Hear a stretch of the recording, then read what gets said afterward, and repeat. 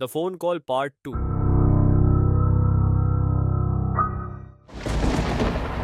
बिजली अब जोर जोर से कड़क रही थी।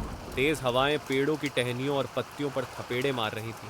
पास जंगल में से बिल्ली और कुत्तों के रोने की आवाजें आने लगी थी। मौसम का रुख अटपटा होने लगा था। इस बिना मौसम के तूफान और बारिश ने आधी रात को सुनसान सड़क के बीच खड़े वेदांत और आकाश को कुछ पलों के लिए सहमा दिया था। दिल की धड़कनें कानों तक सुनाई दे रही थी। दोनों एक दूसरे को हौसला देने की कोशिश कर रहे थे। बारिश ने मौसम में ठंड पैदा की थी और इलाका तो था भी, पहाड़ी पर ठंडे मौसम में भी दोनों के माथे से पसीने छूट रहे थे। करीब 20 मिनट बाद आकाश ने गाड़ी में पसरी शांति को तोड़ा। तू गाड़ी घुमा, मुझे शुरुआत से ही कुछ ठीक नहीं लग रहा था, पर तुझे तो मदद करनी थी। वेदांत ने आकाश को जवाब देने के लिए मुंह खोला ही था कि उसका फोन फिर बजा। वेदांत ने स्क्रीन पर देखा था तो वही नंबर था जिससे कुछ देर पहले सार्थक से बात की थी। उसने फोन स्पीकर पर डाला। हेलो, वेदांत ने धीमे स्वर में पूछा। हेलो वेदांत यार, कहाँ है तू? सार्थक की आवाज कांप रही थी और सांसें तेज थी, मानो जैसे भाग रहा हो। हाँ हाँ, बस पहुंच ही रहे हैं। तू भाग क्यों रहा है? सब ठीक है ना? वेदांत ने परेशानी से पूछा। यार वेदांत, इससे पहले वो आगे कुछ बोलता कि पीछे से किसी इंसान की भारी आवाज सुनाई दी। वो राह पकड़ो उसे, तुम लोगों से एक बंदा नहीं संभलता। सार्थक की चीख सुनाई दी। हेलो हेलो सार्थक, हेलो। वेदांत कुछ बोलता कि उससे पहले ही फोन कट हो गया। उसने दोबारा नंबर डायल किया तो स्विच ऑफ आया। शिट, ये नेटवर्क।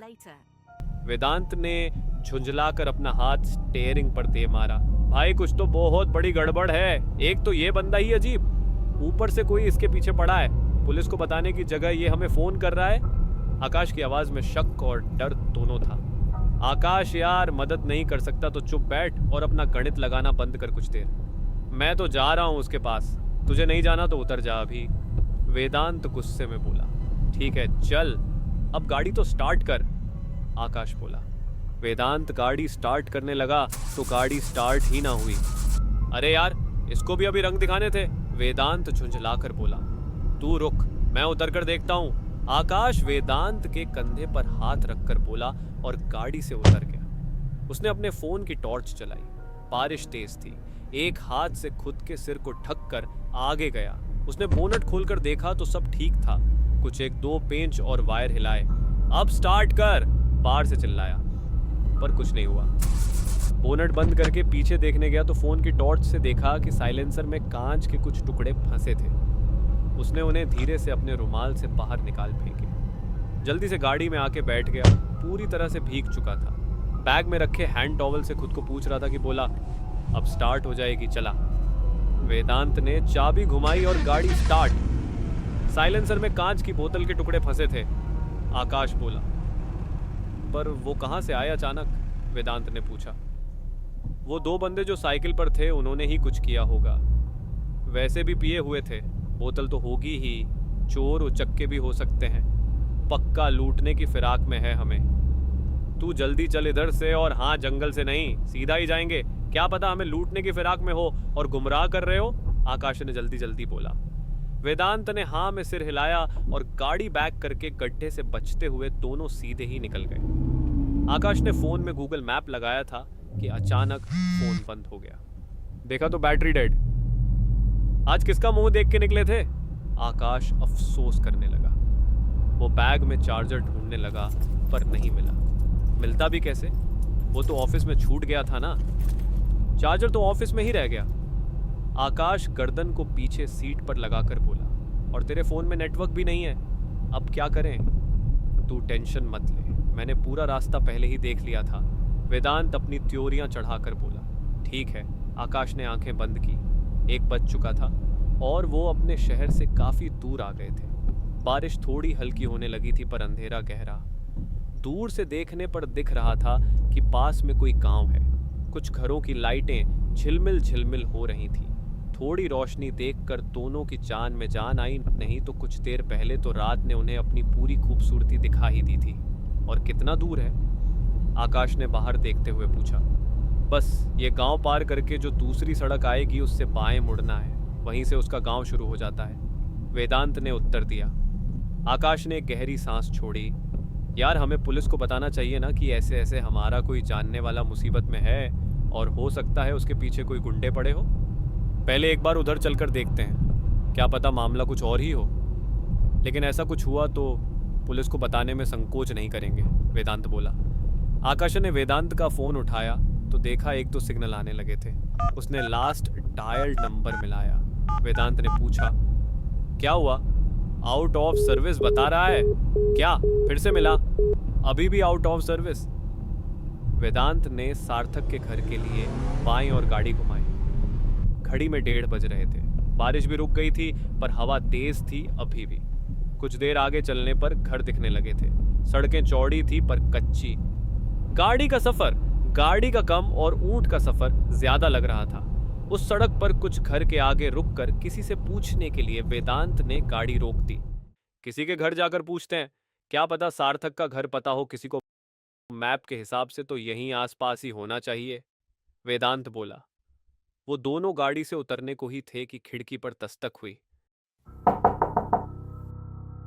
उन्होंने देखा तो दोनों की आंखें फटी की फटी रह गई। शीशे पर और कोई नहीं, वहीं 2 आदमी थे जो कुछ घंटे पहले उन्हें साइकिल पर सवार मिले थे। वेदांत ने शीशा उतारा तो उनमें से एक बोला, कब बात है बाबूजी, इतनी रात गए इन्हां कहां घूम रहे हैं? किसी को ढूंढत नजर पड़ते हो। हम कछु मदद कर देगा, बताई कौन का पता चाहिए। तुम दोनों, तुम पीछा कर रहे हो हमारा, शक्ल से लगते भी चोर ही हो, और तुमने ही गाड़ी के साइलेंसर में वो बोतल फंसाई थी। बोल, वेदांत गुस्साई आवाज में बोला। बोरा गए हैं का बाबूजी? टिकाए हुए हो का? काउल जुलूल बोल रहे हैं? देखा शंभू, वो अपने साथी की ओर देखकर बोला।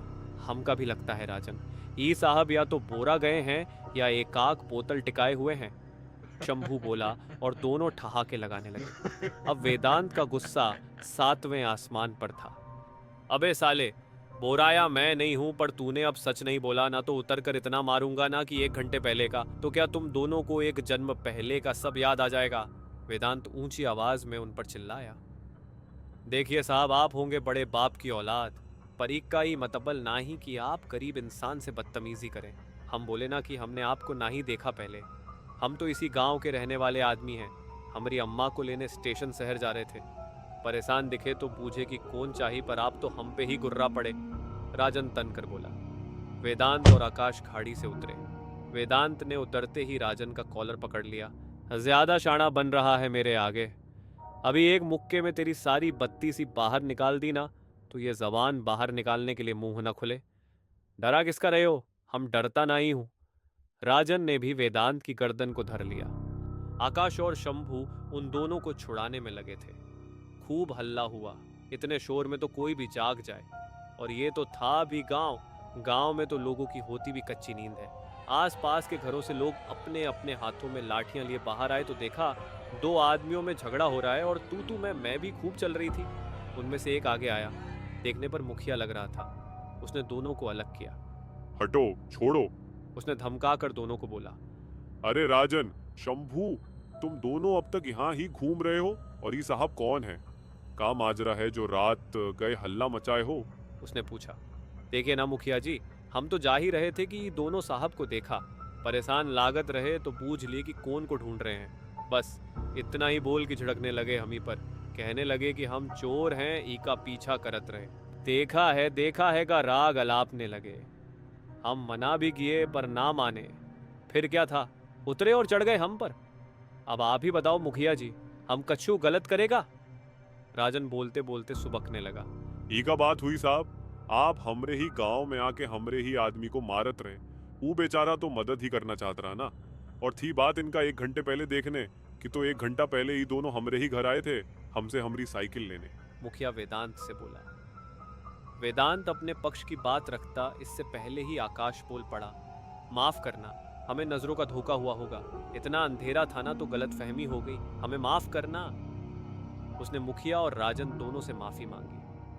वेदांत कुछ बोलता कि आकाश ने उसका हाथ पकड़ उसे रोक लिया। कोनो बात नहीं, आप माफी मांग रहे हैं, ई कारण से आपका छोड़ रहे हैं, और आप साहब गुस्सा को काबू में रखिए। मुखिया वेदांत की ओर देखते हुए बोला, वैसे हम यहाँ किसी को ढूंढ रहे हैं, घर नहीं मिल रहा उसका। अगर आप बता दें तो बड़ी मेहरबानी होगी। आकाश बोला। हाँ बताइए। मुखिया बोला, सार्थक नाम का लड़का इधर ही रहता है, हमारी ही उम्र का है। बता सकते हैं कौन सा घर है उसका? आकाश बोला। मुखिया के माथे पर बल पड़ गए। कुछ देर सोचने के बाद बोला, हमरे ध्यान में तो ई नाम का कोनो लड़का इना नहीं रहता। कोनो फोटो या माँ बाप का नाम अगर पता तो शायद कुछ पता निकले। ऐसे कैसे हो सकता है, हमें यहीं का ही पता बताया था। वेदांत झुंझलाया। नाई साहब, हम इना बहुत सालों से रह रहे हैं। हमारी जानकारी में जो आदमी के बारे में आप पूछे हैं वो इना ना ही रहता। मुखिया ने पूरे आश्वासन के साथ कहा। ठीक है, धन्यवाद। और आपको इतनी रात को परेशान करने के लिए भी माफी। आकाश ने हाथ जोड़कर मुखिया से कहा। सब लोग वापस अपने घरों में चले गए। शंभू और राजन भी स्टेशन की ओर निकल पड़े। आकाश ने वेदांत का हाथ पकड़ा और उसे गाड़ी में ले आए। तूने मुझे कुछ बोलने क्यों नहीं दिया? मैं अपने तरीके से सब पूछ लेता। वेदांत गुस्से में बोला, तू पहले ही अपने हाथों से बहुत बोल चुका था। तुझे और बोलने देता तो छोड़। सार्थक तो इधर नहीं रहता। अब? आकाश बोला, पता नहीं, मुझे तो ये लोग कुछ ठीक नहीं लगे। देखा नहीं सार्थक का नाम सुनते ही कैसे माथा ठनक गया था मुखिया का। वेदांत बोला, थोड़ी आगे जाकर देखते हैं, क्या पता कुछ मिल जाए। सार्थक ने बोला था कि उसके घर के पास तालाब है, उसे ही ढूंढते हैं। वेदांत ने गाड़ी स्टार्ट की और दोनों आगे बढ़ गए। टायरों के निशान कच्ची मिट्टी की सड़क पर बनने और पिछले निशानों को मिटाने लगे। पिछले निशान उल्टे पैरों के। दोस्तों, अगर आपको ये वीडियो पसंद आई हो तो लाइक ज़रूर करें और चैनल को सब्सक्राइब करना न भूलें, ताकि अगले पार्ट की नोटिफिकेशन आपको सबसे पहले मिल सके। आपके सपोर्ट से ही हमें नए वीडियो बनाने का मोटिवेशन मिलता है। तो मिलते हैं अगले पार्ट में। और हाँ, कमेंट्स में ज़रूर बताएं कि आपको स्टोरी का कौन सा हिस्सा सबसे ज़्यादा पसंद आया। Thank you so much for watching. See you in the next episode.